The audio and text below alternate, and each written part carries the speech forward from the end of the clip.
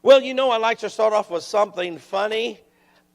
A captain on the airplane says, "Hello, this is Captain Sinclair speaking on behalf of my crew. I'd like to welcome you on board British Airways Flight 602 from New York to London. We're currently flying at the height of 35,000 feet midway across the Atlantic. If you look at the windows on the starboard side of the aircraft, you will observe that both starboard engines are on fire. If you look out the windows on the port side, you will discover the same thing. Both engines are on fire.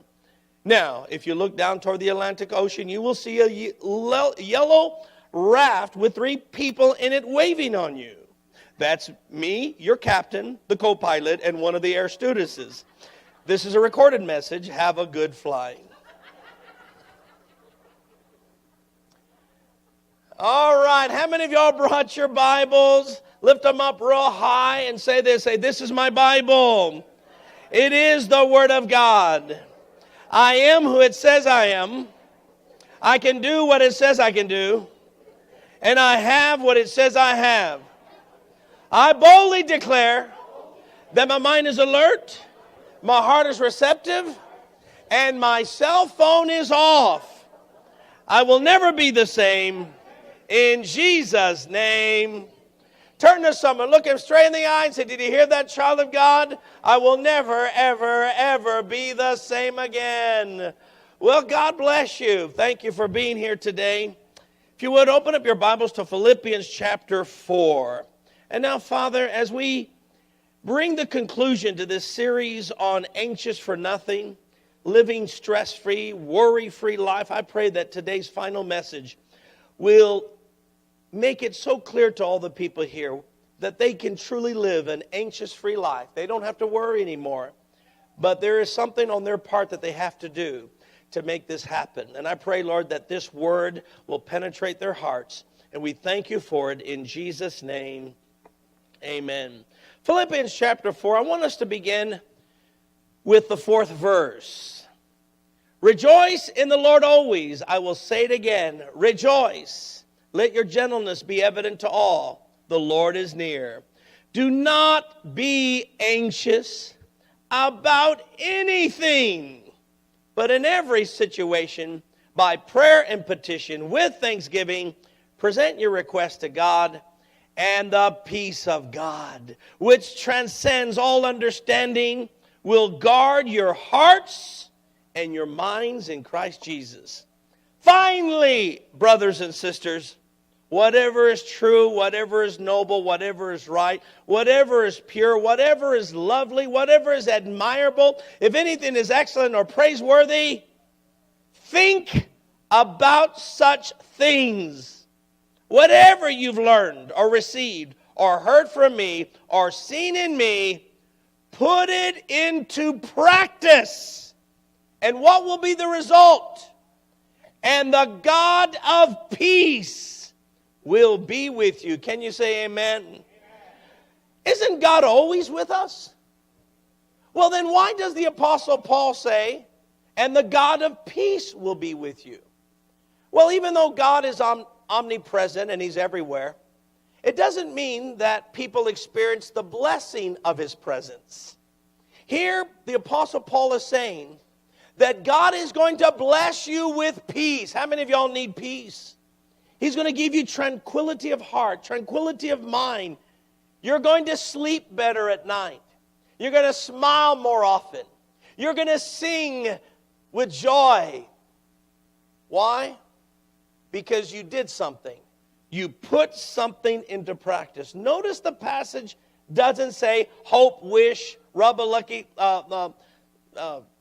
rabbit's foot or whatever. It says put into practice what I'm telling you. Only when you put into practice does the God of peace come and manifest His peace in your heart and your mind. He banishes insomnia, gives you sweet sleep. He gives you joy in your heart. You enjoy every day of your life. And even when you go through some struggles, they don't bother you because God's peace is protecting you. But what's the secret? Who wants this kind of peace? First of all, is this a good one? How many of y'all know it's free? Okay, now everyone should be raising their hand. This is El Paso. We all want everything free. Who's ready for this peace? Come on, let me see your hand. You want this peace? How about there in the balcony? You want this peace? All right. You want this peace. How do you get it? How do you get the God of peace manifesting his peace? It's solving your problems, helping you. Put into practice. Paul says, whatever you've learned or received or heard from me or seen in me, put it into practice. So that means there is something we have to do. What is it that we're supposed to do then to get this peace working in our life? Well, I've given you an acronym called CALM. C-A-L-M. CALM. And CALM stands for 4 important things. C stands for celebrate God's goodness. That means you decide that even if things are difficult, you're going to rejoice. Paul says in Philippians 4:4, rejoice in the Lord always. So that means you're going to always praise God no matter what. So no matter what you're going through, I'm going to just praise him. I'm going to smile. I'm going to rejoice. I'm going to give him praise no matter what I'm going through in life. That's C, celebrate. The next one is A. And A means ask God for help. So you need help, pray. So you promise God that when you're going through something, you're going to pray about everything. So you start to pray. See, these 2 things Paul practiced in Philippians 1:4. He says, I pray with joy. So he's already telling you, learn from me. What do? I'm praying with joy. And Paul's writing this in prison. Who in prison would be praying? I would. But who would be praying with joy? Well, maybe not so much with joy, but I'd be praying. No, but he says, I'm praying with joy. See, Paul is practicing this. He's in prayer. He's in joy. And then L, live in the present blessings. This is how Paul practiced it.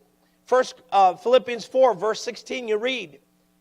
He says, I have learned the secret of being content, contento, happy in every situation. He says, I learned to be happy. See, when you're happy today, then you don't worry much about tomorrow, because you know why? Tomorrow you're going to be happy still. Yeah, but what if it doesn't turn out a good day? What do you mean? Every day is a day of the Lord. The Bible says, this is the day that the Lord has made, I will rejoice. Do you know Jesus sang that song? We know this because in rabbinical tradition, you sang this song at Passover. So that meant that the night Jesus was betrayed and Judas kissed him and he knew that the troops were coming, Jesus is in the garden and the Bible says, and they sang a hymn. We know what hymn they sang. This is the day the Lord has made. We will rejoice and be glad in it. Jesus sang that song in the Garden of Gethsemane. See, he's practicing living in the present. Living in the present, being grateful. See, the more thankful you are, the less worry you will become. Thanksgiving. You have to be thankful, grateful. So that brings us now to the final principle. Calm. M is meditate on good things. This is what Paul says in verse 8. Finally, this is his final point. Finally, brothers and sisters, whatever is true, whatever is noble, whatever is right, whatever is pure, whatever is lovely, whatever is admirable, if anything is excellent or praiseworthy, what does he say? Think about such things. See, your thoughts will determine the level of peace that you will have. I'm so worried. I know the problem is your thoughts. See, if you think wrong thoughts, then you will have anxiety. But if you think the right thoughts, peace will come to you. Your thoughts determine whether you are worried or whether you're not worried. Now, we know that. You didn't need to come down to church to know that worry is a thought problem. It's a mind problem. Even Jesus affirms this. In Jesus' teaching on worry, he tells you it's about thoughts. In Matthew 6:25, Jesus said, therefore I say to you, take no thought for your life. What does it say? Take no thought. Jesus knows worry is about your thoughts. You're taking. How many of y'all know you can't stop birds from flying over your head, but you can stop them from laying a nest in your hair? Thoughts will come. What am I going to do about my job? What do you think the doctor wants me to talk to me about? What do you think's happening with my children? I wonder what's going on with my business. I wonder if I'm going to lose that customer. See, these are thoughts, birds flying over your head. But Jesus said, take no thoughts. In other words, don't grab the bird, put it into your head, and say, all right, let me worry. No, let them fly and let them fly away. Don't take thoughts. Jesus emphasized it again in that same chapter in verse 31. He says, take no thought saying, what shall we eat? What shall we drink? Wherewith shall we be clothed? Notice Jesus, in dealing with worry, he says it's about thoughts that you take. You're taking them for yourselves. And you cannot live worry-free. Taking any thought that comes into your mind and making it your own. When I was a new believer, this is one of the early lessons I learned. I didn't realize as a Christian that we're supposed to decide what kind of thought we were supposed to think about. I didn't know that. Because if you were to ask me, what are you supposed to think about? I would have said, well, whatever comes to me. You know, if something happens, I'm going to think about it, right? That's what I thought life was. Something happens, you think about it. So if there's a new girl in school when I was in high school and she smiled at me, guess what I was going to think about? Her! So I thought about her, asking her out. What it would be like holding her hands. Would she ever let me give her a kiss? You know, and I thought about, what if I was her boyfriend? I had all these, come on, don't look at me strange. You know you thought about things, right? Because why did I think? Because she smiled at me. My coach decided, you know, I want you to be the running back. The moment he says he wants me to be the running back. Now I had thoughts. Scoring a touchdown. Shaking off the defenders. Scoring a touchdown. You know, I had these thoughts. What it would be like. Now, did any of the thoughts come to pass? No. I didn't date that girl. I didn't score touchdowns. I sprained my ankle the first game. That was it. That was my career running back. None of those things happened, but I had thoughts. We all have that. Some of you have thoughts. Where are you going to eat? What am I going to eat today? And now you're thinking, oh man, your mouth will get wet and you'll get getting hungry. Your stomach will start to growl as you're thinking. What's happening? You're thinking. Why? Because it's what's happening to you. Well, those things were kind of harmless. But what wasn't harmless is when, as a freshman in high school, I was bullied by one of the freshman football players who was one of the biggest guys in the freshman class. He hated me. I remember he stood up and said to all the class, look at this gringo. If any of you are a friend of this gringo, you're an enemy to our people. And I better not see any of you talk to him. And I remember the thoughts would come. Oh, I would go home and I would have thoughts of revenge. I'm going to kill this. I had thoughts of murder. Don't look at me in that strange sanctified look. You've had thoughts of murder. Or at least thoughts of maiming someone. Thoughts of punching them. You had thoughts. I had thoughts. I didn't carry it out because he was bigger than me. But it was fun thinking about it. Thoughts. But see, well, look, I grew up never thinking that I'm supposed to control my thoughts. I thought thoughts was a natural product of what was happening in a person's life. That they were not to be blamed for their thoughts. It's just thoughts that happen. That's what I used to think until I got saved. When I got saved, I came across passages like 2 Corinthians 10, verse 5, where the Apostle Paul says, take captive every thought and make it obedient to Christ. I thought, you mean I'm supposed to arrest thoughts? I'm supposed to handcuff them and say, you are not going to be in my thoughts. And then I read where Jesus said, a good man, out of the good things that he stores inside of him, his thoughts, from that storage, he'll bring forth a good life. But a wicked man, an evil man, he stores evil things in his heart, and it comes out of him. All we have to do is turn on our TV and we see someone going on a rampage, shooting people. You think they shot because they've been storing up anger, lies inside of their hearts until they acted on it. It's all thoughts. And then wise Solomon said in Proverbs chapter 4, he says, guard your heart above all else, for it determines the course of your life. My life is determined not by God's will, but by what I let come into my heart.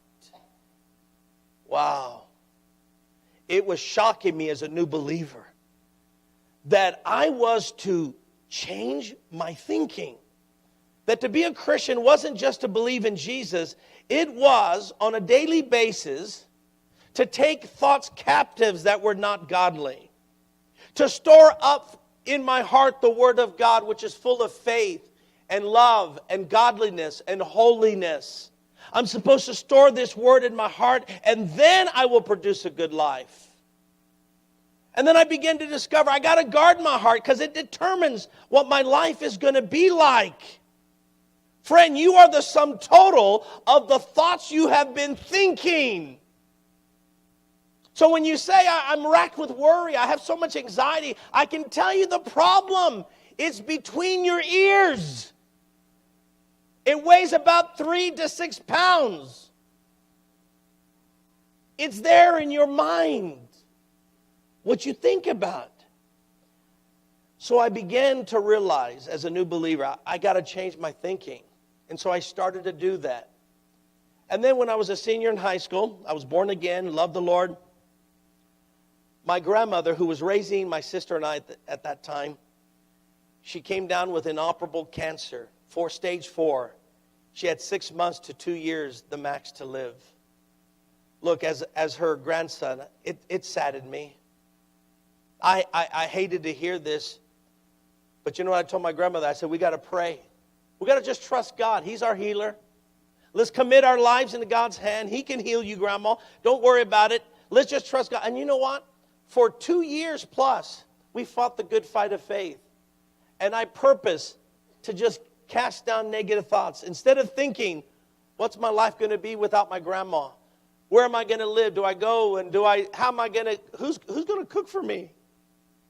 What's going to happen to my life? No, I refuse to think that. And it was a very difficult moment for my sister and I and for a lot of our family members. But eventually my grandmother went home to be with the Lord. And people asked me, you look good. I heard your grandmother died. You look, I said, no, I'm doing well. Pray for my family, my sister especially. But how did I come out of that? From a man in freshman who wanted to kill a racist to someone now who's at peace. Is because this teaching about my mind, making sure that I cast down thoughts that are not right, I began to practice it. And it became important to me to think the right thoughts. And that's what I'm trying to tell you today, is you're never going to have victory and you're never going to be at peace if you let whatever comes into your mind be a seed that's planted. You are the master of your thoughts. Satan may be the master deceiver, but you're the master of what you think. You don't have to allow him to deceive you and to put the wrong thoughts in your mind. Let me illustrate it this way. You are like the air traffic controller who decides what planes land and which ones fly. At the airport, there's airplanes flying, ready to land. And like these airplanes flying, you have thoughts. What if? What's going to happen to me? What if this goes wrong? What if the doctors say this? What if my kids do this? What if my husband files? What if I lose my job? What if I lost that cousin? What if? And these are the thoughts that are flying like airplanes. But the air traffic controller decides which plane lands and when. You are the air traffic controller of your mind. You decide which thoughts land. And some of you need to say to anxiety 404, you're not allowed to land in Tom Brown's mind. You can go ahead and go.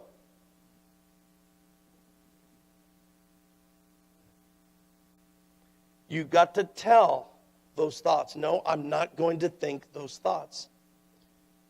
I'm not going to allow them to land in my mind. You're not allowed here. Now let me show you how this works in practical ways. Okay, let's imagine for a moment that you just went and had some tests done by the doctor. A couple of days later, you get a call from the doctor's office. They would like to schedule a consultation about the tests that the doctor performed on you. Now, you just heard the doctor. He would like to meet with you. Now, what do you do at that moment? What are you going to do? Here's what most people do. I'm not going to say you do this, but here's what most people do. Oh my God, I'm in trouble. Why did he call? If it was good news, he would have told me over the phone, but no, he didn't tell me. Oh my, God, why are you allowing this to happen to me? What did I do? I'm trying to serve you. Oh, my family, they have a history of problems. I bet you I'm under a generational curse. He's going to tell me something. I know it. I know what it is. I probably have cancer. I knew it. Cancer runs in my family. Oh, wait a minute. I've been going blurry lately. I bet you it's a brain tumor. I know. I'm going to go blind. That's what he's going to tell me. At least, and I've been having pains. I bet you it's arthritic. I have arthritis. Or I got a rare disease. My God, I bet you it's a rare disease. Let me look it up. I got the symptoms right here. Look at these. There's names on here I'd never even heard of. That's me. Oh my God. Who's going to raise my children? Who's going to take care of them? My God, where's my funeral going to be at? Who's going to perform it? Look, hello. That happened in 15 minutes. After you got off the phone, in 15 minutes, you've already been through generational curses, a brain tumor. You've gone blind. You have a rare disease. You have arthritis. You've already orphaned your children. And you've already have a funeral that you went to. And you were the star.